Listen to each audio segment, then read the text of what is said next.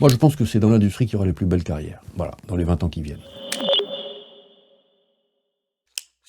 La jeunesse en 2022, pour moi, c'est quoi? D'abord, je me sens jeune, moi, mais accessoirement. Mais la jeunesse de 2022, c'est les chefs de demain. Et donc, c'est ceux qui vont prendre le relais et qui vont prendre la responsabilité de la société française en particulier. Alors ensuite. Moi, je pense que c'est dans l'industrie qu'il y aura les plus belles carrières. La finance, je suis mal basé pour le savoir.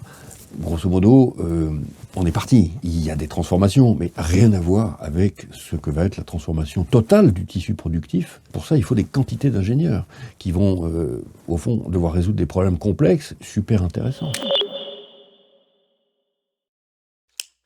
On vit une période qui est extraordinaire. Je dis que c'est une période de métamorphose. Dans 30 à 40 ans, tout aura changé. Tout. Ça a du sens d'accompagner ce changement-là pour que ça se passe dans la bonne direction, qui est en fait la décarbonation.